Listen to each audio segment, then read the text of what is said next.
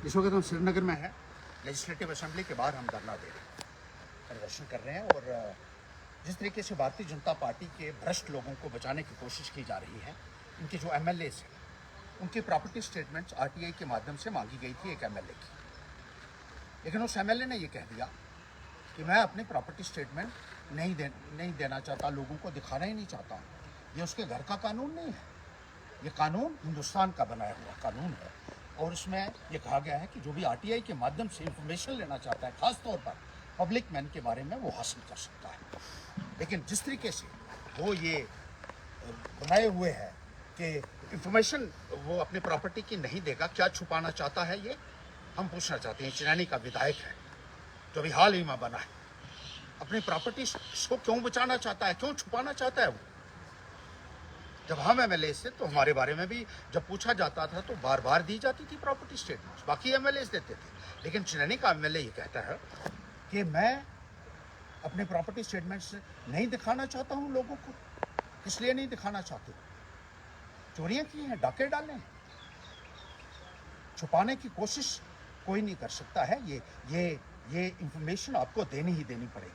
हमने जब यहाँ असेंबली में आरटीआई लगाई तो उन्होंने कहा कि एमएलए ने इनकार कर रहा है कि मेरी स्टेटमेंट्स प्रॉपर्टी की किसी को मत दिखाइए।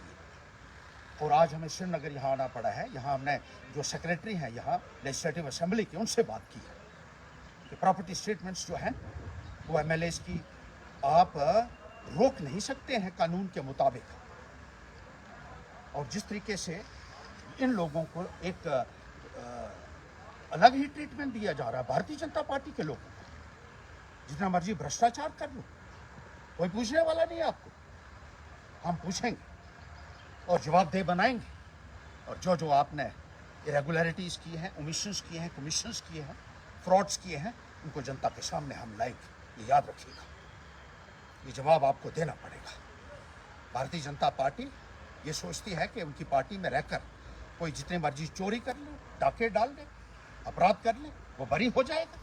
लेकिन यहाँ कानून भी है, उस कानून के मुताबिक हम प्रोसीड करेंगे और इन दोषियों को किसी भी हालत में छूटने नहीं देंगे। ये हम कहना चाहते हैं साफ तौर पर।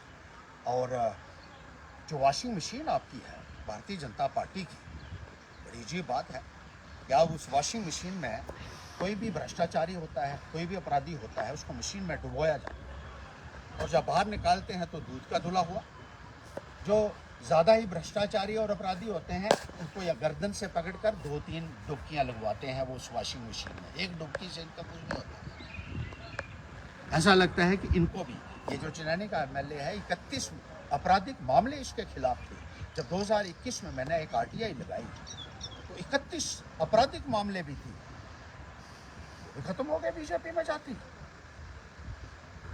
ये कहाँ का कानून लाया हुआ है? भारतीय जनता पार्टी ने अपने घर के कानून भी बनाए हुए हैं। और अब कहते हैं कि जो प्रॉपर्टी इकट्ठी की हुई है, एनुअल स्टेटमेंट्स उसकी यहाँ जमा होती हैं। और पिछले जितनी देर ये रहे 12 सालों की प्रॉपर्टी स्टेटमेंट्स जो है वो कोई भी ले सकता है, देख सकता है। हमने ओपन रखी हुई थी।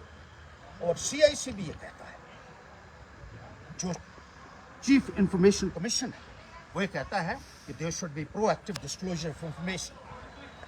People should not have to apply time and again to get the information, and particularly about the public man.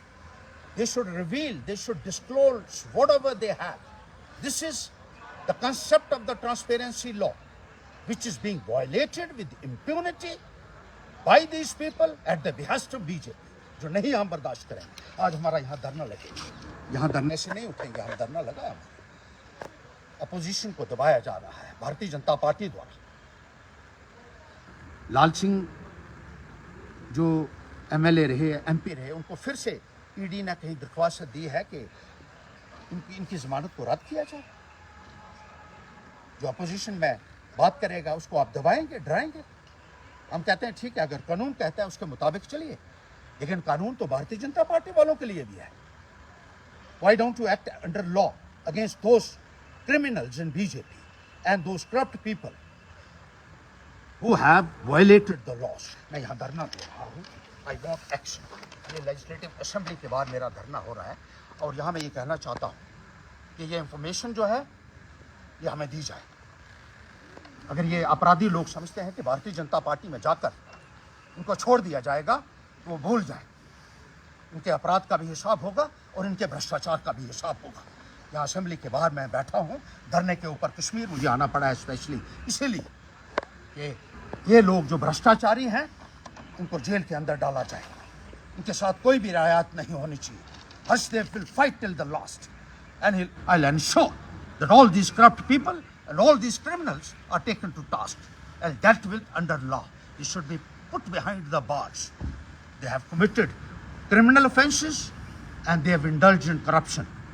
What else could be the reason for concealing the information under the RTI Act? I fail to understand. When CIC also says that there should be proactive disclosure of all information.